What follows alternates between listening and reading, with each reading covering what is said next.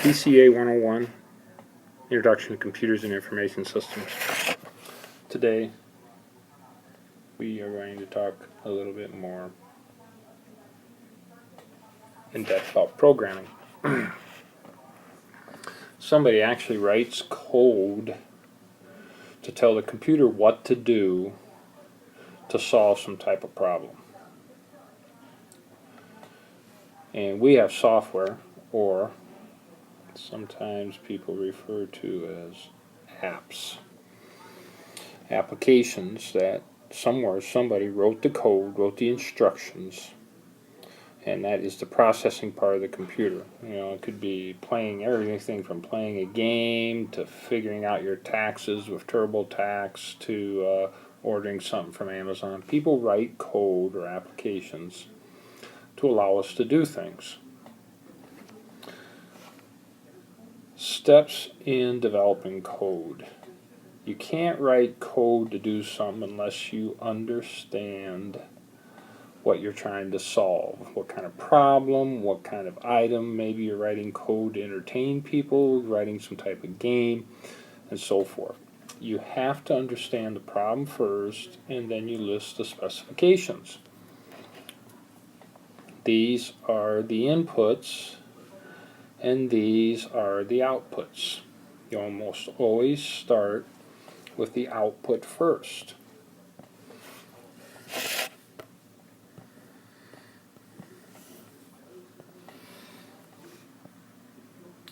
So you figure out what do you want the problem, what do you want the software to do. Okay, software is going to help us create a podcast like this piece of software right here is doing. So what is the output? That'll tell you then, the output will tell you these are the things you're going to have to be able to enter. And then so much of it you hear about too now is the user interface. Okay, in terms of the user, which could be you or me, and how we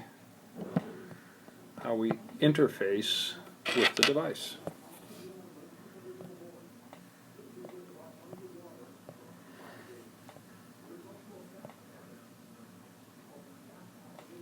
All right. Design. There has to be a way to show, like if you're designing software for a company to do a particular task, solve a particular problem for the company, like how are we going to charge people at an event, okay? So we know we're going to have to collect money, you know, we're going to have to use some type of card, debit card or credit card, so we're going to need a device that reads that, and we're going to need some software that keeps track of it and transfer the money from the bank accounts and so forth. Or we're designing a new game, you know, what things we want to accomplish for a new game or whatever. So you have all the specifications, so you know what you want out, you know how people are going to put things in, and then you create a design. If you're going to actually write the code, the software code, there's ways or tools you can use to design that. You can use, for example, you could use something like flowcharting, in which you actually have a flowchart that shows how the process is going to flow from one thing to another. There's something known as pseudocode. You can actually write lines of code. They're not exact code, but they're similar to code to do the same things. You might have a couple lines in here and like this. And they call it pseudocode. It's like writing a draft to a paper.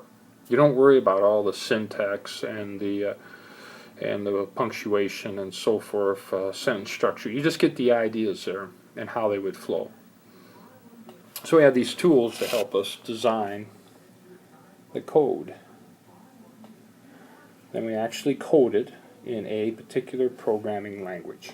You can code it in a programming language. There are lots of programming languages.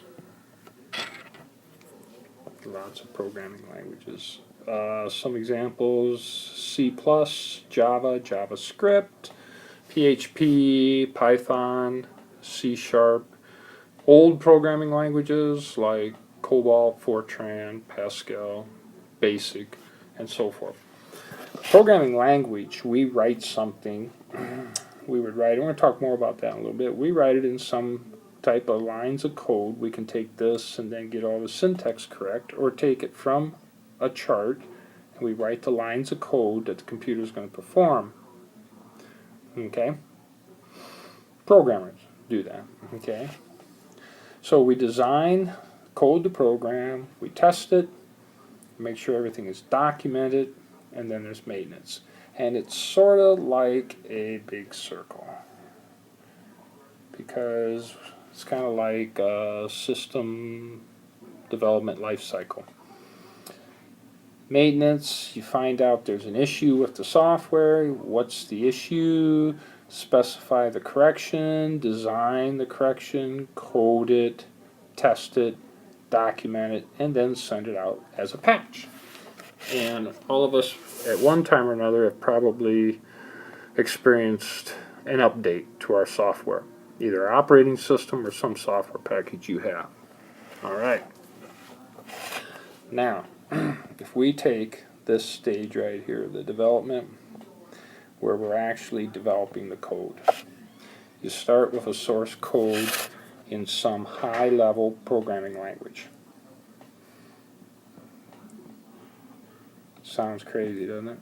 High-level programming language. And I mentioned a number of programming languages earlier. So you're going to pick that and you're going to write the code. Then there's a piece of software that compiles the code, or you interpret the code. The compiler can create for you this object code that will then turn into an executable code. The difference with an interpreter is you don't create an executable. You just have the code and it's interpreted, or you could say compiled, on the run.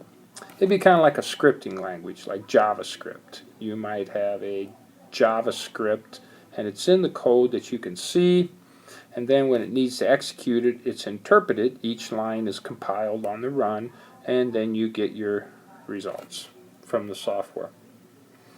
Most software that we use